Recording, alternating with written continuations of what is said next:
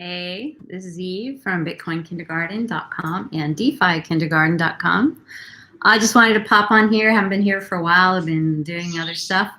And, we had that awful crash. Sorry to all of my friends. I didn't really reach out to anyone. I figured if you've watched any of my videos, you're already in the know, and you know that the only thing you need to do is just hold steady and keep your Bitcoin. So when do you know when to sell? When it's crashing is definitely not the time to sell. Like if you get at the very top of a crash, yes. So, when it's crashing, don't sell your Bitcoin. Like, you will regret it because it will always come back and it will always go higher, especially now. Like, here's what I do, and I've always done this when I get really depressed about Bitcoin. Like, oh my gosh, it's only $3,000, it's never gonna go up. Oh, it's 8,000, it's never gonna go up. Oh, it's 47, never gonna go up. Is I go and I study the Bitcoin news, crypto news, and I see all of the amazing things happening. So last week, Venmo started accepting crypto. Other big corporations were buying in. There were more people signed up for Coinbase than ever before. So it's not, the end of the market. The market is still flourishing, it's growing, it's widening, and it's getting mass adoption like very fast. So fluctuations in the market is, I personally believe it's due to whales and corporations who are, they own billions of dollars, they can just sell theirs, which will cause the market to dip. Then they buy it cheaper, and then, they have more. So, all of the idealists who started Bitcoin, all of us, are idealists in our own way. Like, there are whales and there is market manipulation, and that's just part of the game. Like, my whole take is, at least have some Bitcoin. You do not want to be left out, as Bitcoin becomes a major financial force in the world. So that said, when to sell your crypto? I have a lot of other cryptos besides Bitcoin. And we had this huge bull market in the summer. My cryptos were up so much, and I did not sell any of them because mostly I got them on UNISWAP and the fees were too high. So, and also it just took too much work. Like, if you have your crypto on Coinbase or Binance, you just hit the sell button. That's all you have to do. You can put it into your bank account instantly for 1%, like, it's very easy. But then when you get in these more complicated situations, you have to move things around, get all your passwords, all this stuff. So I didn't sell, which I should have sold some. So taking profits is, say if I buy $100 worth of Anchor, which I did, maybe $200 I bought worth of Anchor, and then all of a sudden you look, oh my gosh, it's worth 4,000. What I would do is like take out 1,000, pay some bills, pay off your credit card a little bit. And I actually made a decision not to overpay on my credit cards, to let that float a little bit, to not have paying off my credit cards as a priority, which has worked out good for me. I don't know about anybody else, but the amount of profits that I've made is way more than any interest that I've paid on my credit cards. So that's called taking profits. Like, technically you would just want to take out 200. Say if it goes up to 4,000, you take out your initial investment. That way you can never lose money. So whenever I meet people that say they lost money in crypto, I'm just like, I don't even know how that's possible. If every market went to zero right now, I would still be ahead.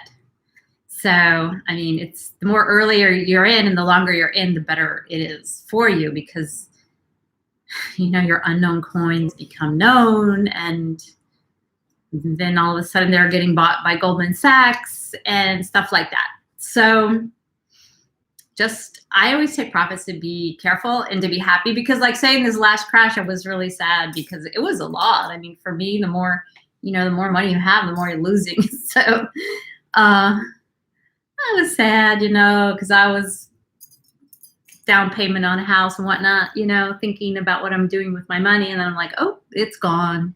What if the market keeps going down? Which could have happened and still can.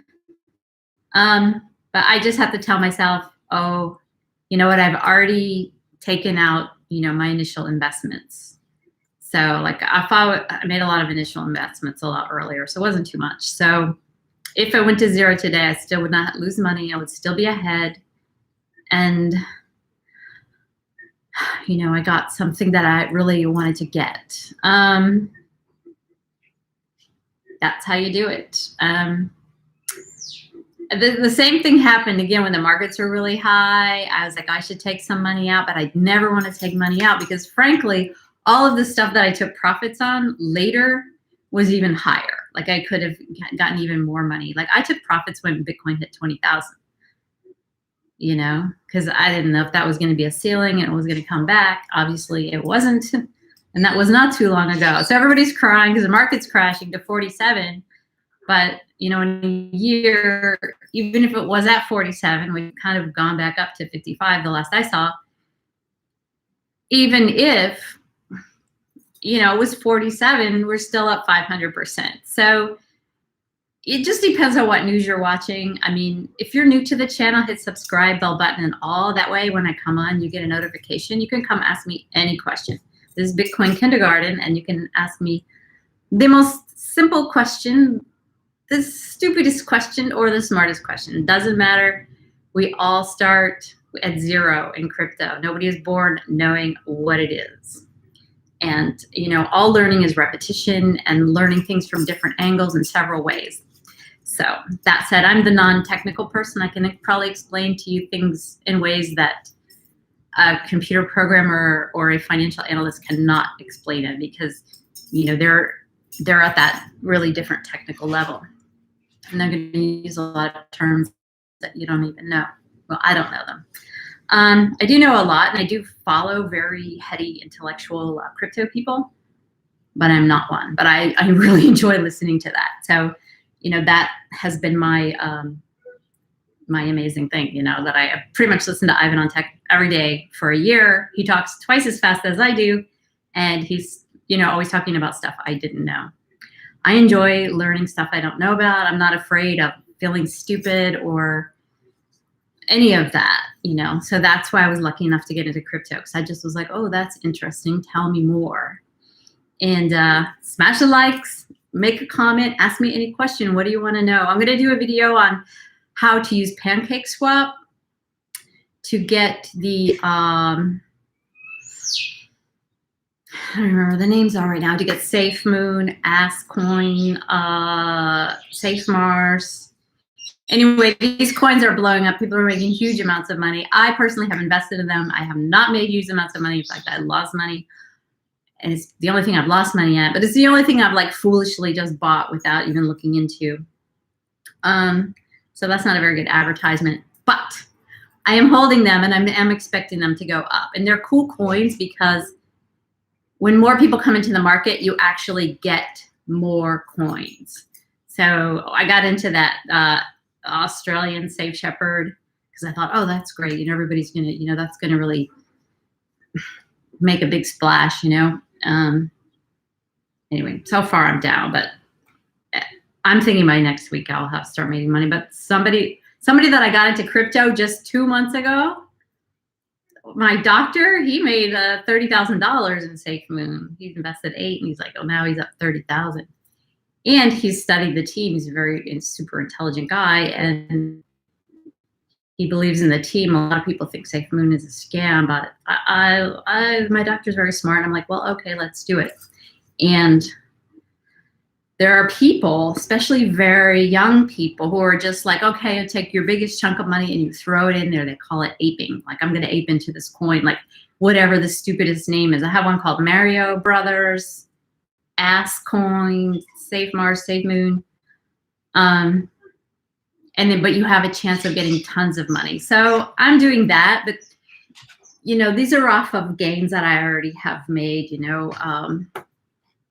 It's not like, you know, I can be more risky because it's some money that I made, and we'll see how it goes. I think it should be good, but it's going to be, I think, probably short-lived, you know, because it is a bit of a pyramid scheme. I mean, I don't know how long it's going to last. It could maybe last forever, but anyway, it's a way to make some quick money or lose some money really quickly, either way. but I'm going to teach how to do it because it is good to know. I mean, you can just put a little bit of money, and there's people who made $5,000 with $6. So it's kind of a hype, but it's also true. I mean, I personally know people that made that kind of money. So that's why I went home and like bought it. Unfortunately, it was during the crash of last week. So I'm going to stop checking it 3 times a day. And those coins, you can buy them, and they're so small. Not SafeCoin is not that small anymore, but the other ones, the Shepherd coin, Mario, like they're so brand new. I bought them on the first day, so a lot of times they spike up high and then they're dropping and up, and you know, it's very risky, but it's fun.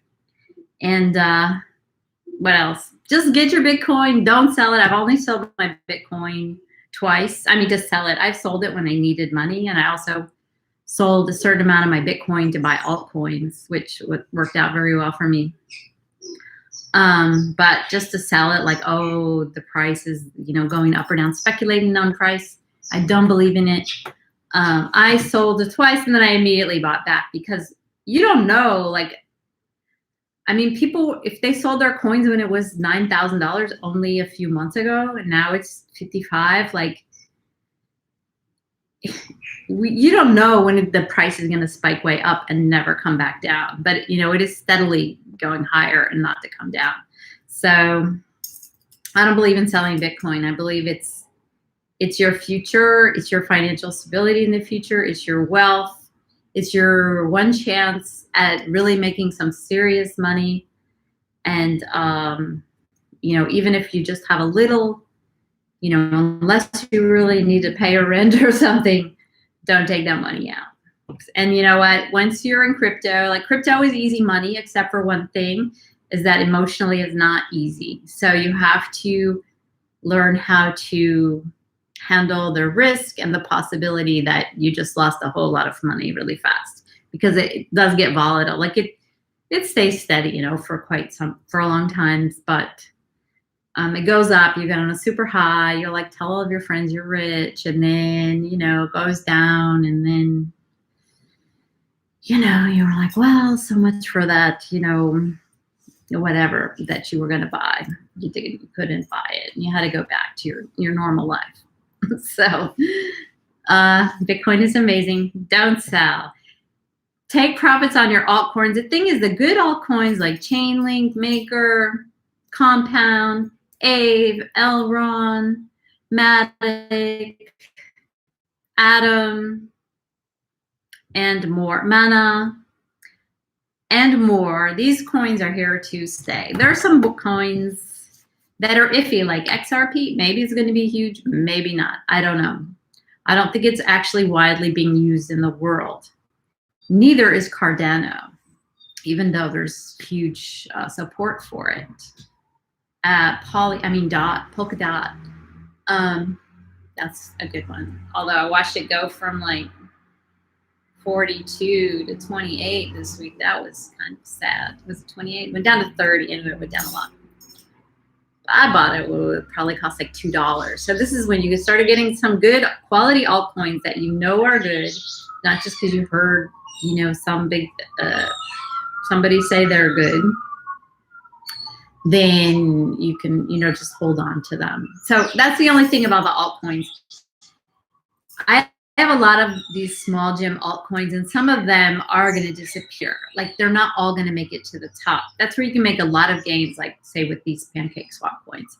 You're going to make a lot of gains, but those also you can lose it. I remember 2017 buying like MC squared and some coins that do not exist today. Well, they might exist, but they're like number 2,500 in ranking, and they're worth, you know, they did not fulfill their promise, you know, of that time. So there's coins like that now, and it's good to know the difference, and it's good to know which ones you need to be paying attention to, like which ones to keep an eye out for, so that, you know, you don't lose your money on that, and take your profits on those when you get your profits.